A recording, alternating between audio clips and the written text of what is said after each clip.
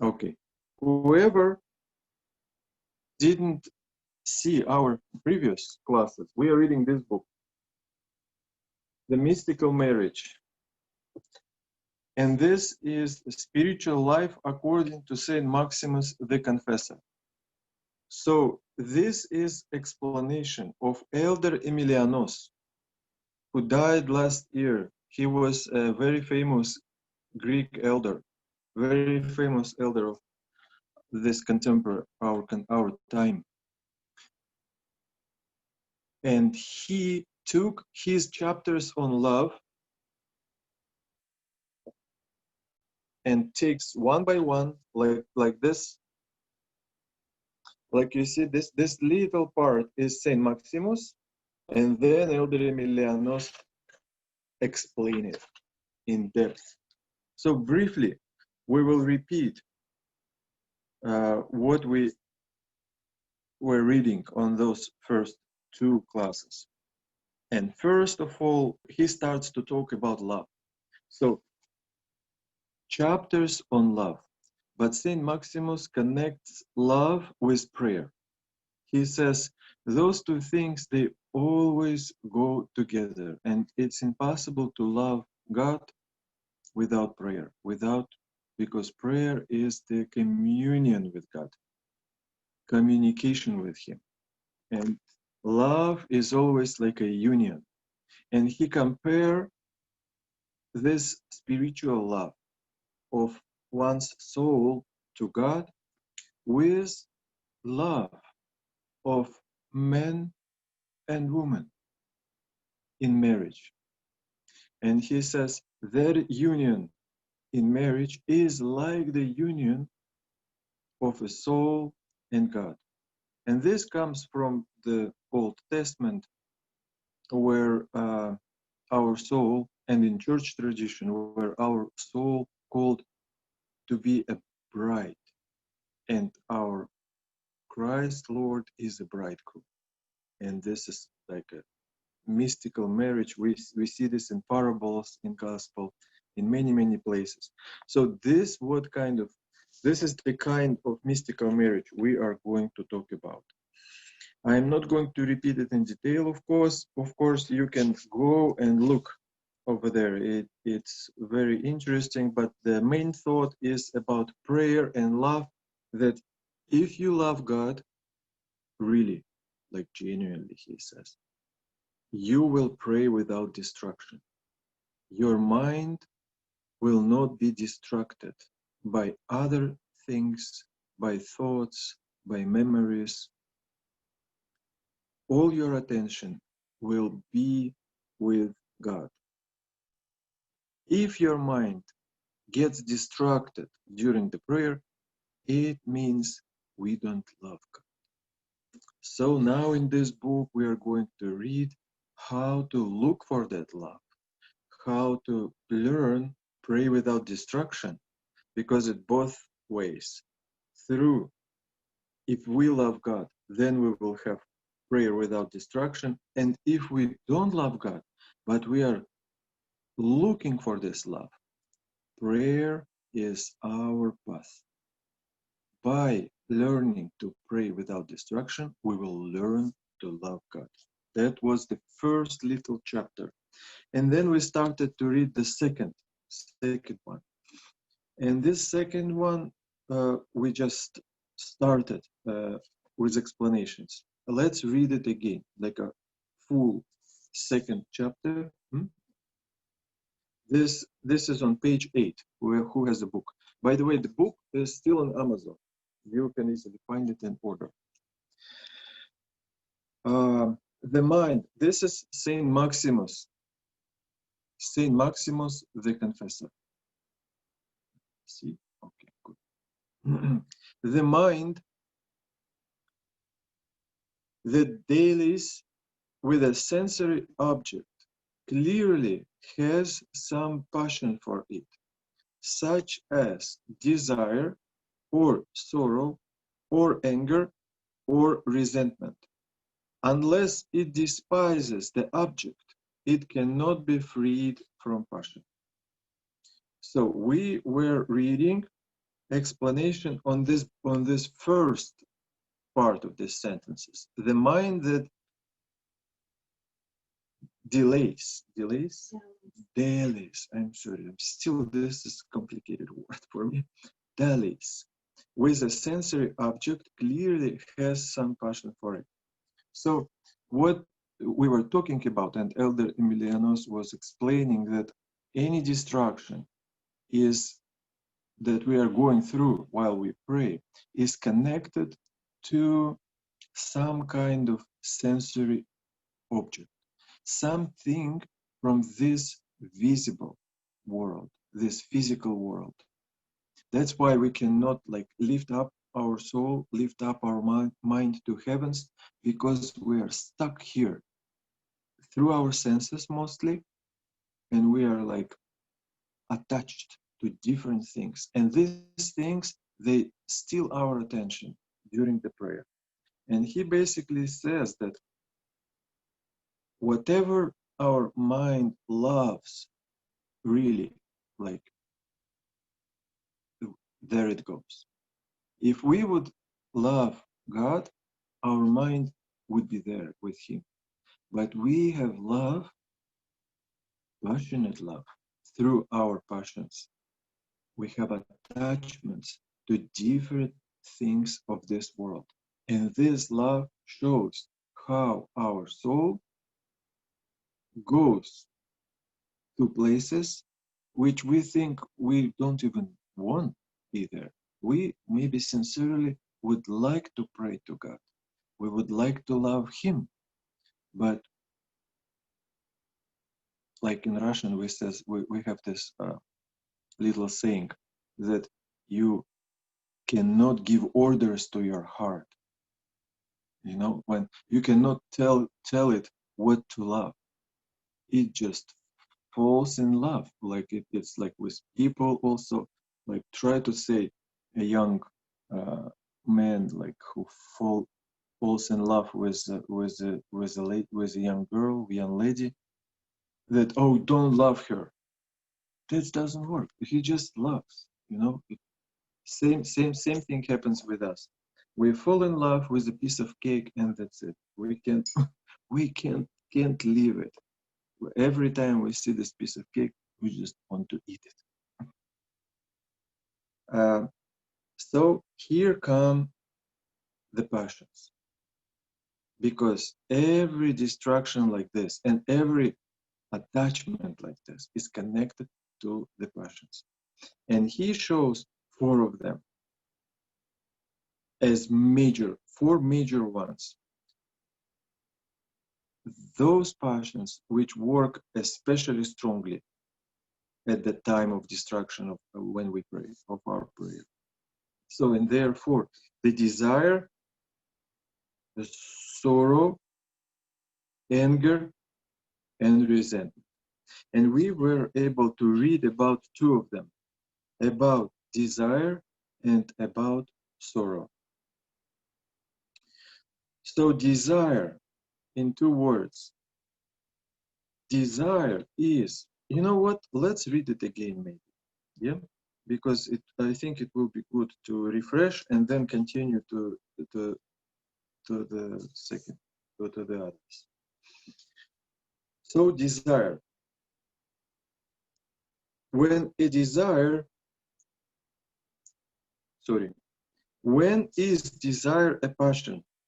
Or when does it became a passion? Does this happen when it is an evil desire? No. Every desire by definition is a passion. Because when desire is active within us, we cannot pray without distractions. This is like a very important, fundamental thought. We get used to thinking good desire is good, bad desire is bad. Here, at the time of prayer, here when we want to be fully with God, any desire is a passion by definition. And this, as we said, means that instead of love for God, we have adultery. We were talking about it, the spiritual adultery. If our relationship with God, our soul, He is a bridegroom. Our soul is bride, and this is like a mystical marriage. Any relationship outside of this marriage is an adultery. And any distraction, any little act of distraction, when our mind leave our bridegroom, when our mind leaves God and goes and unite itself with something else, is an act of spiritual adultery, which we commit with the object of our desire.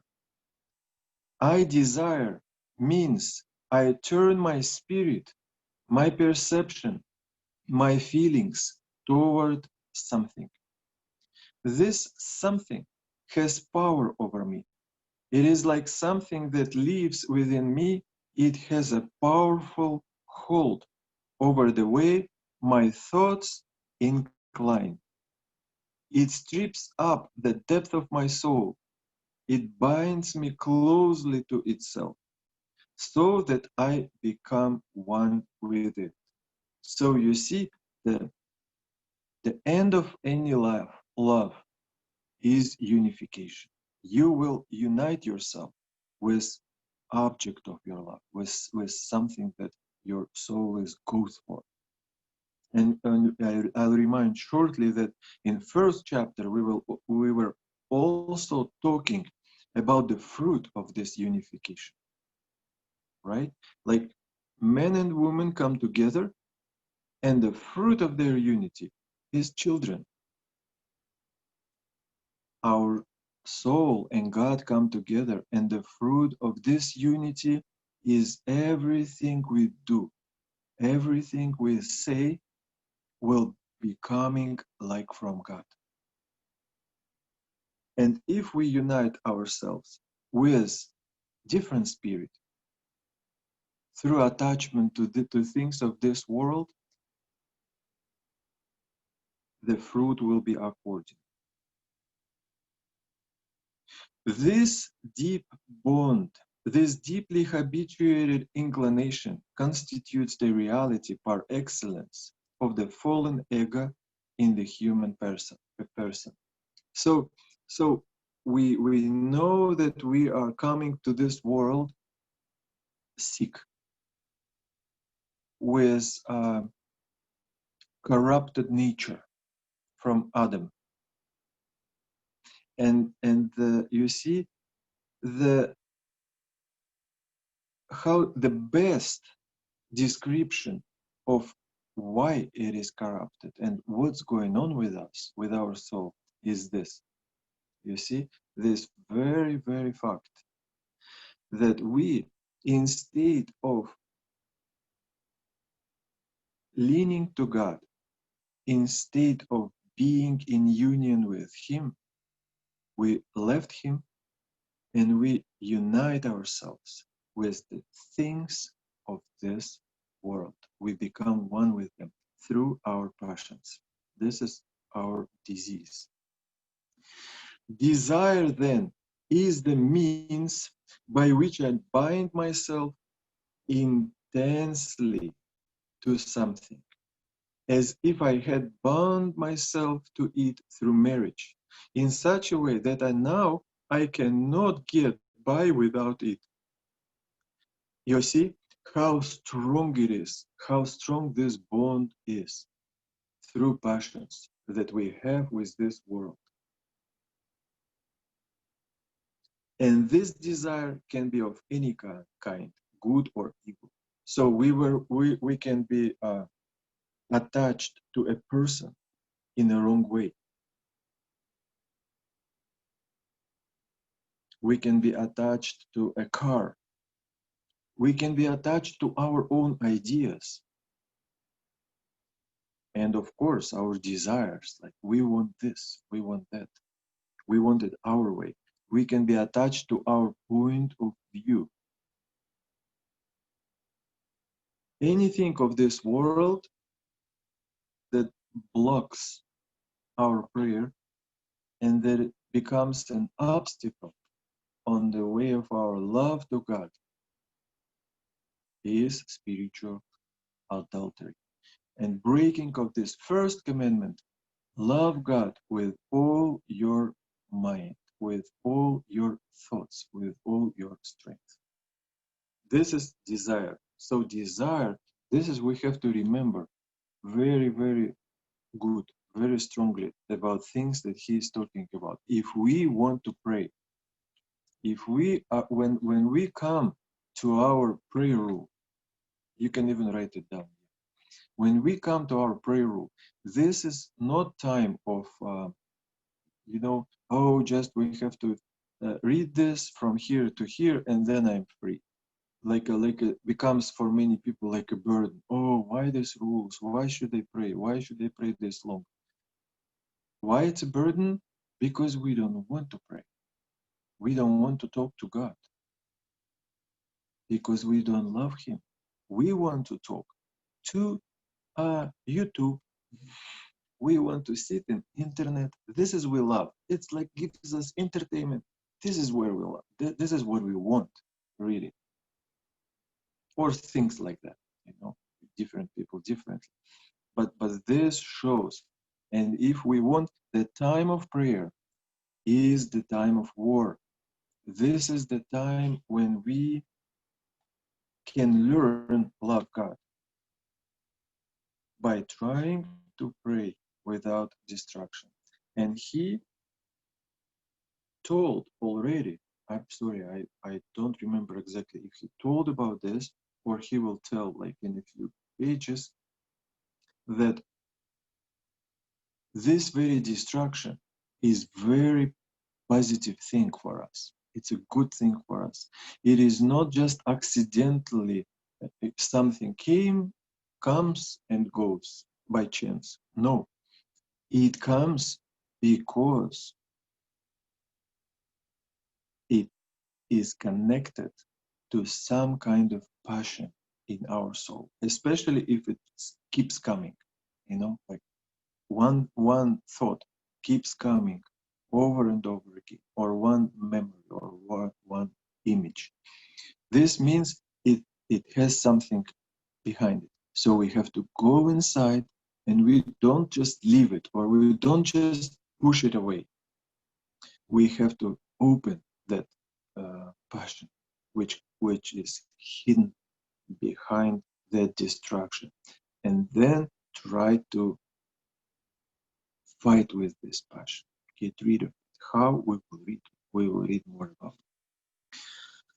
So this is what about desire. Then sorrow. Sorrow refers to what we usually describe as being dispirited or embittered, as when we say, "You filled my heart with bitterness." To be dispirited means that my wishes were not fulfilled, or that something failed to arouse strong feelings within me, or it left me unsatisfied. So we will read more about this, but this is the main thought, that the desire is connected with sorrow very tightly. Because if there is no passion at our desires, there will be no sorrow. Because you see, what is sorrow?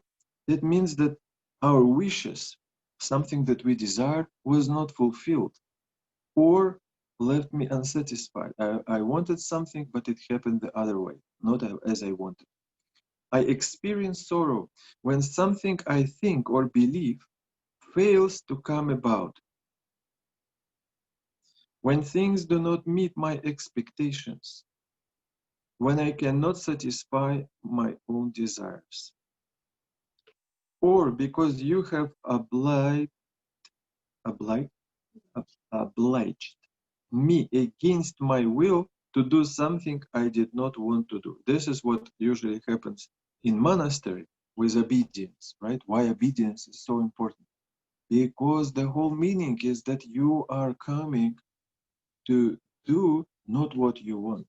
You are coming to fight these very desires, these very attachments.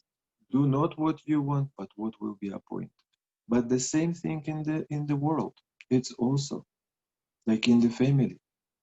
You have to sacrifice yourself to a certain point, and do not what you want, but what is your uh,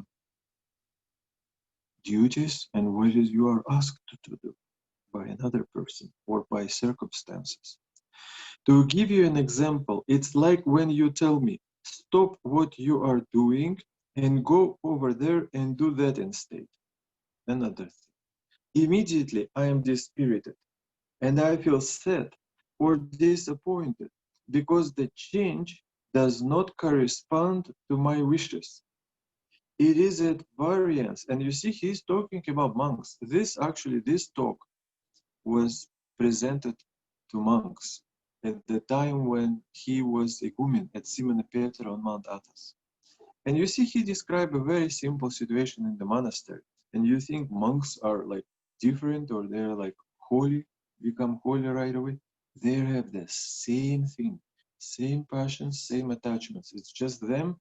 They decided to leave everything and dedicate their life to this area, to this area of warfare with their own ego, with their own wishes. So here you doing something in the monastery, let's say, or at home or at church, and abbot or priest or your wife or husband comes and tells, oh, leave this, let's go, I need something else.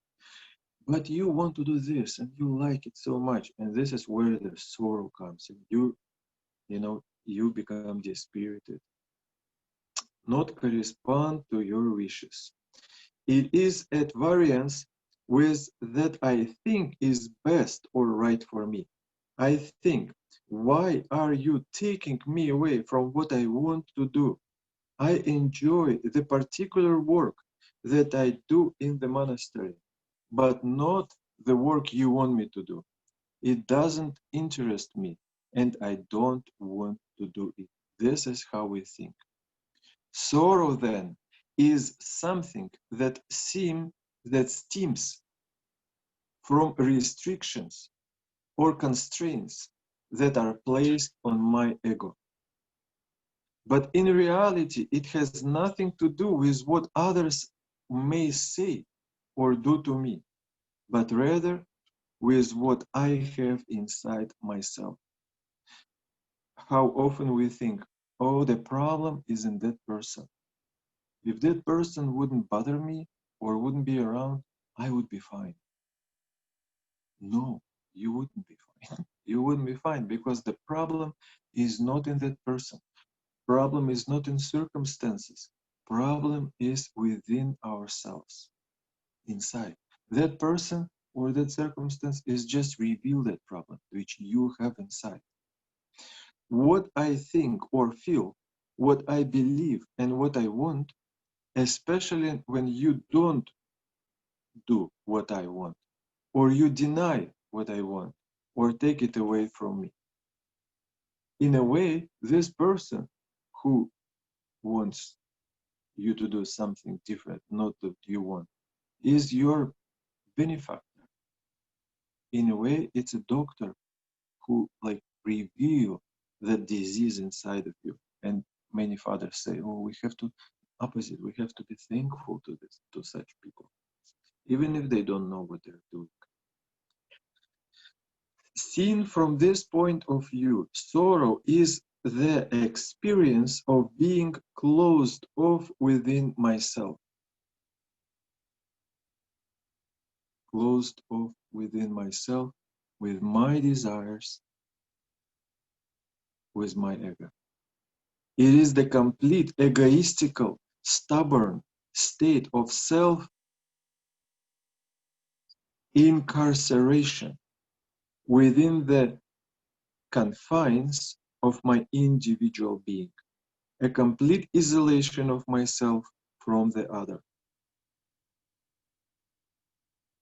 Sorrow is one of the mortal sins because isolation within the ego means isolation from God and neighbor. Like we know why Christ was praying before Golgotha for everyone to be one, to become one, like he said, like we are one. He was praying to Father. Let them be one also. So, because if we are one as church, as faithful, if we are not separated, that's why love to our neighbor is so important. And without love to our neighbor, it is impossible to love God.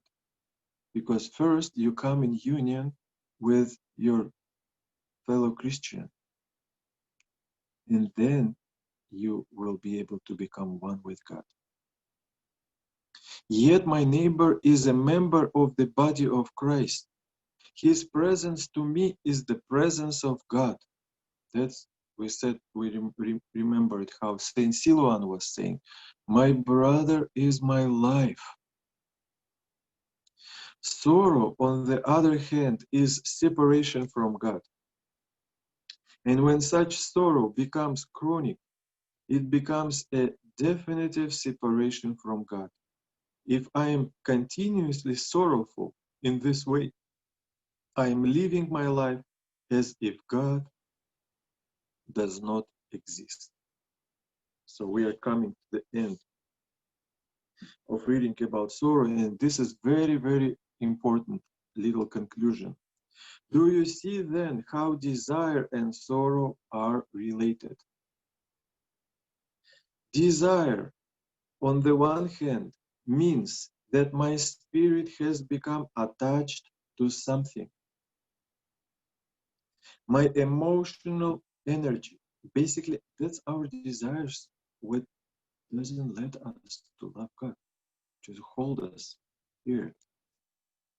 My emotional energy, we might say, or the inclination of my will, my soul has gotten stuck somewhere. That's what desire is. Our first aim. Sorrow, on the other hand, is caused by the denial or loss of what I feel, or what I believe, or what I want. This is the second enemy. You see, desire is our slavery to something. And sorrow is when we are not getting our desires fulfilled. Then we get the spirit. This is where we stopped last time. Now we come to other two passions, which Saint Maximus considered very important. Anger. The third one is anger.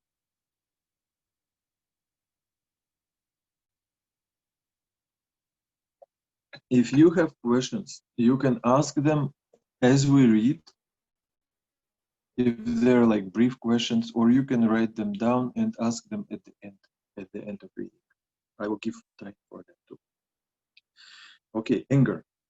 Pay particular attention so that you can understand what it meant by anger and how everything begins from the ego and how our passions separate us from God and from our fellow human beings. Anger means wrath or irascibility and refers to the spirit of aggression, which of course brings us back to what we said about sorrow. Why it brings us back? Because it's again connected with desires. Anger means outrage, indignation, as well as an impulse for revenge and self-vindication. The noun anger comes from the verb to have an appetite for, which means I extend or incline myself to or toward something. And here he gives a little kind of explanation from translator, the translator gives, because in Greek language, the word anger and word appetite have one root. I'm not sure I'm going to pronounce it correctly, so I will not even try.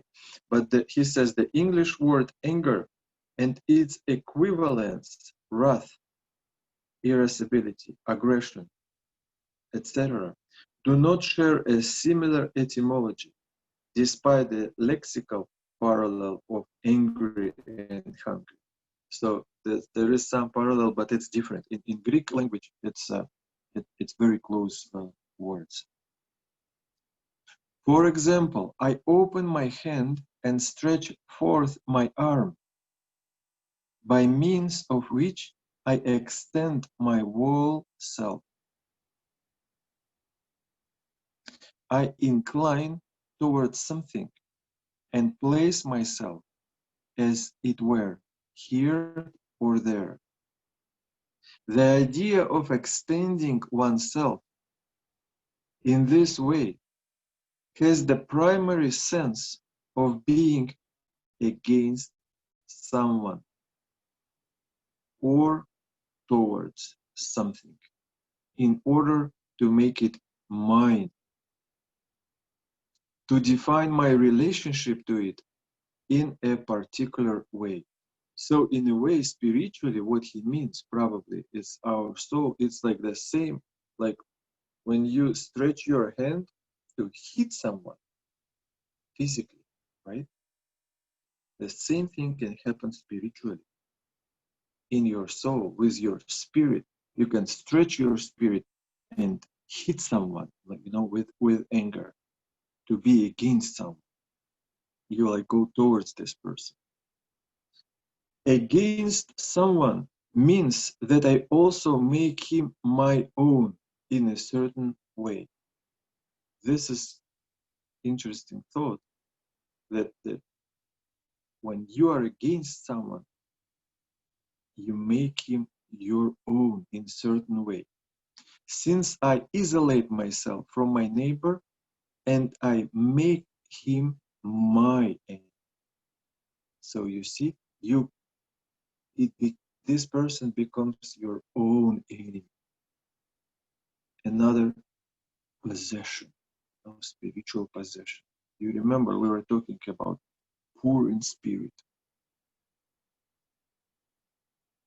When you don't have any possessions, spiritual. So your enemy is your possession.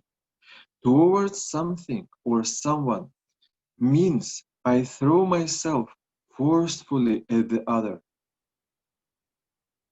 whom I seek to overwhelm and eliminate. Because this is like a war. Anger is you want to eliminate another person, at least spiritually.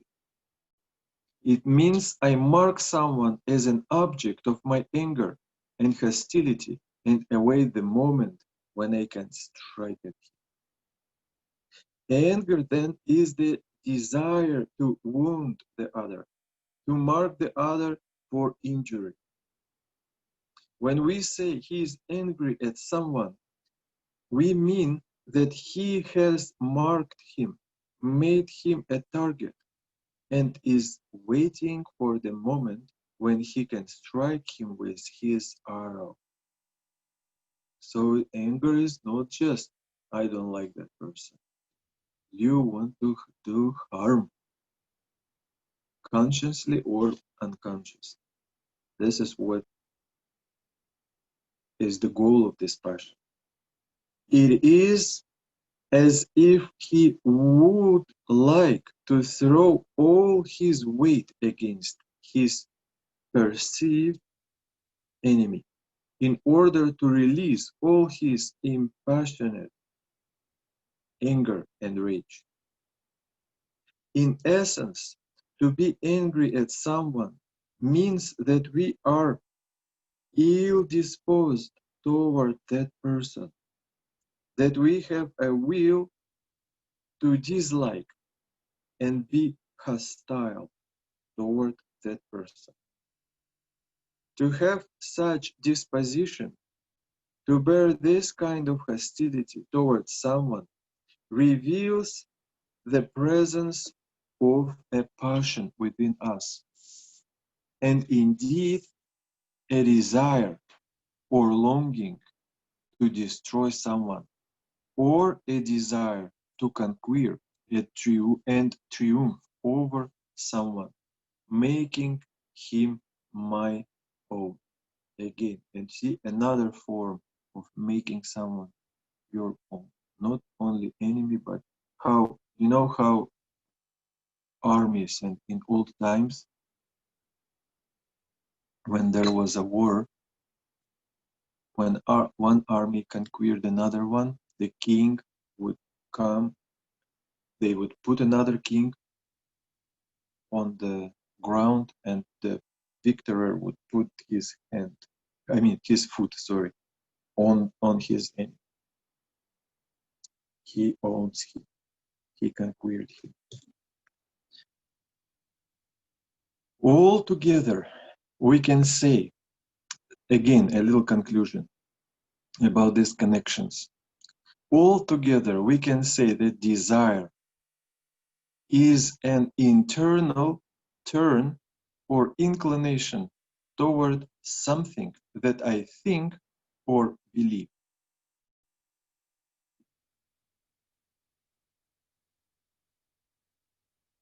Internal turn or inclination toward something that I think or believe. This is desire. You see, our beliefs, point of views.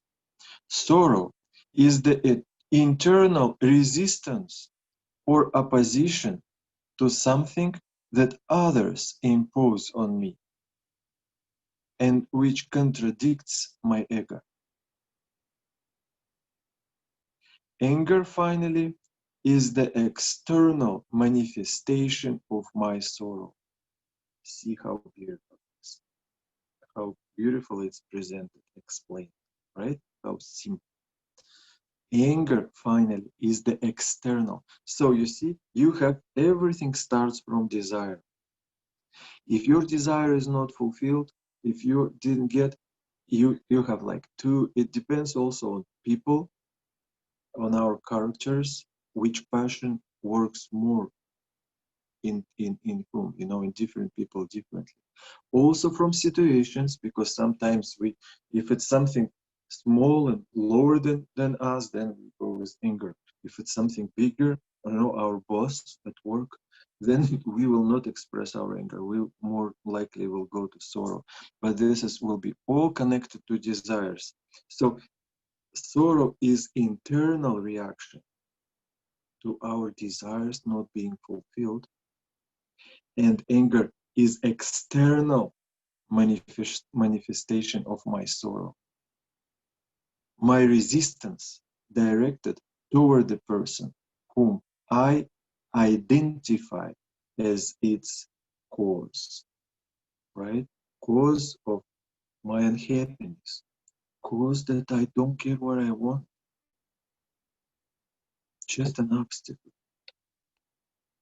on the ways of my life. You see how we live that's in the world. Very interesting. Desire, sorrow is hidden inside, like ego. Person hide himself. And anger is like unleashing it on toward others. And here we come to the fourth one, which is resentment.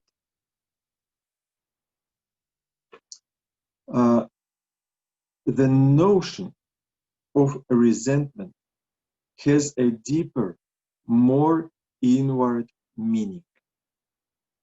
It is not simply my assault, as it were, on the other, but it means I take the negative thing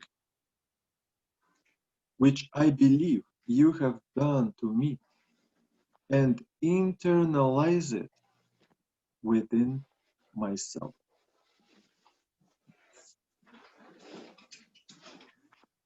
in a way, kind of make it, if I understand correctly, just making it your own.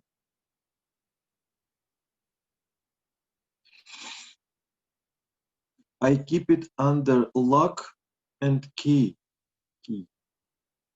and I await an opportunity to unleash my anger and attack you. So it's more deep, more cruel, more sophisticated way of war against blood and flesh. What Paul said. Our warfare is not against people. Our warfare against spirits. But we, even like thinking about ourselves that we would like to live spiritual life. Some people come to monasteries. Some people start to coming to church, start pray, start fast. They're fasting, praying. But all these things of the world, all these passions are keep working. And this is our work, is to conquer it, get rid of it, heal. I hold on to the negative thing, and at the right time, which is always the wrong time, I strike. The resentful person is the one who has permanently established within himself his opposition toward someone else, who has made permanent his commitment to act on his feelings of hostility, to act on what he thinks or believes, to realize whatever it is that he thinks will give him a feeling of completeness and satisfaction. Yeah, so this is the war. This is the war again, like hidden, very often hidden outside person can be friendly. That's dangerous. That's dangerous. The most dangerous of all for me. We kind of be friendly, but we still have something inside that waits for a good time to harm someone. Resentment is the definitive turning away from the other, from your neighbor. This is why the resentful person is not able to experience love, happiness, or compassion. Such a person thinks that no one loves him, that everyone is out to get him, conspires against him, talks about him behind his back. He made that remark about me. He was actually talking about me when he said that. He must know something that he is not saying. This is what person thinks. And this is like, all our diseases,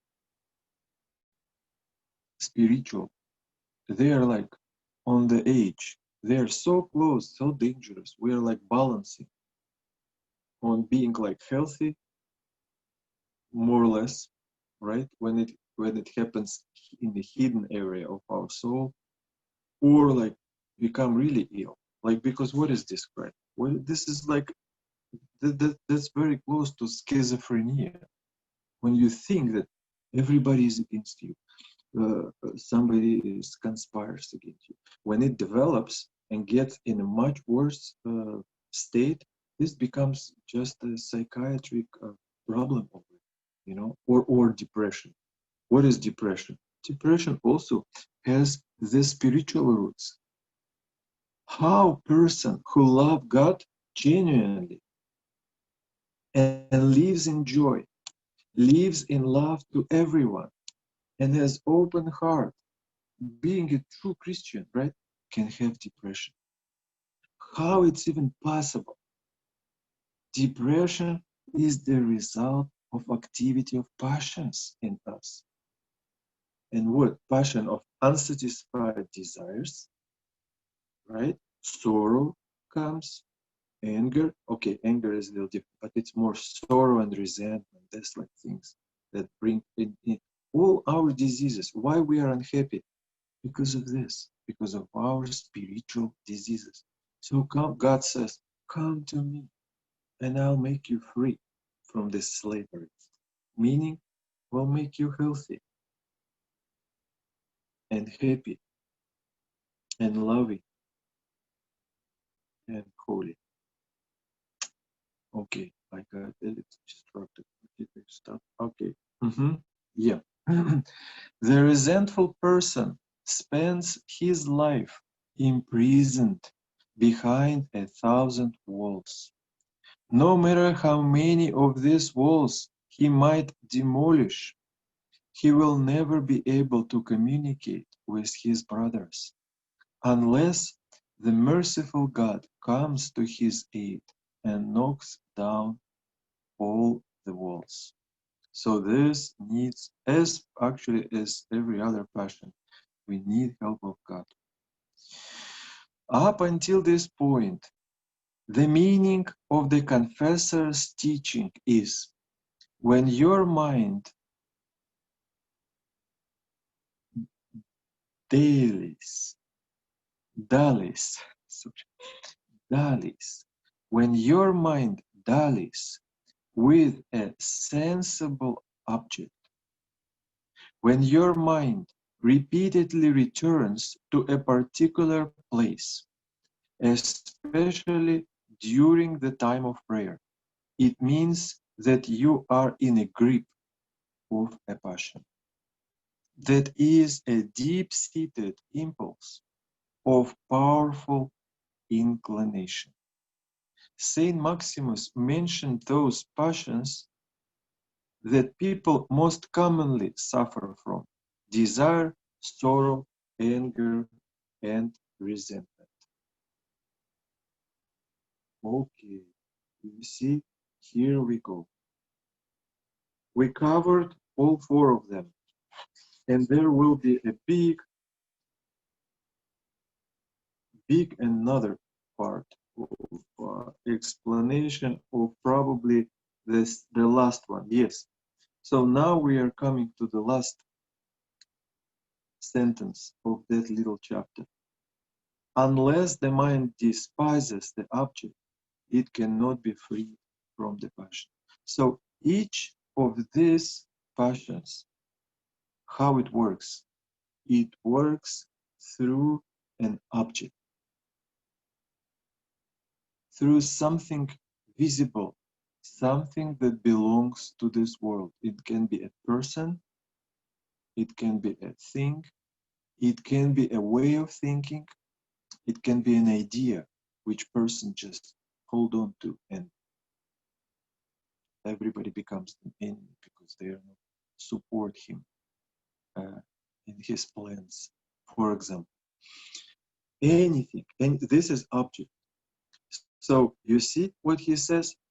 Unless the mind despises the object, it cannot be freed from passion. So the way to freedom from this slavery is we have to despise.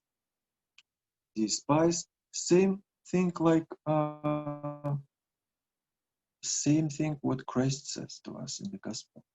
Whoever want to follow me, whoever want to be my disciple, have to what? Despise himself in a way, right? Or what word he uses in English? Deny, which is the same thing. Deny yourself, take your cross and follow me. And this yourself, when he's talking about denial of yourself, he's talking about everything what we consider my desires, what I want. This is my enemies, who I am like against to. everything that separates me, my ego. This is what Christ says in the gospel. And this is how Holy Fathers, they break it apart and uh, go deeply, go inside and explain it to us, chew it up. I don't think we are going to start another one. So this will be the explanation on the last part. Again, let's read the whole thing and we will stop. The mind that the dallies, sorry, the mind that dallies with a sensory object clearly has some passion for it. So this is the first thing.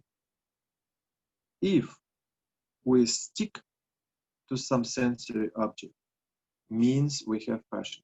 What kind of passion? Most likely one of these four: desire, sorrow, anger, or resentment. And then how do we get rid of this passion? How do we get healed? We have to despise the object of the passion. If we don't, we cannot be free from this. Okay, this is where we stop today, and next time we will finish reading. I hope that's pretty much. Maybe we'll break it into readings. Anyway, this is where we are, and I hope that this reading will give some inspiration for prayer. Because we all hopefully have our prayer rules, and when tonight you stand in front of icons in your icon corner for a prayer, it has to be something different. Some new activity should be added, some new ingredient to our prayers. This attention to the things that are keep coming to our mind and keep distracting us from God. What are those things? The things that most often come, we have to pay more attention to them in a way that we can have to investigate. What is this?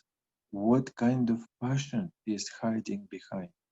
Because probably it will show us the biggest problem in our soul, and we better start with the biggest one. And then when you locate it, then you can do the other steps. You can prepare for confession, you can get advices from your spiritual fathers, and just try to change yourself through repentance. And how this happens, we will talk more. He will go to more practical. This is more like theory, but we will come to the practical chapters. He will also explain what to do in order to change.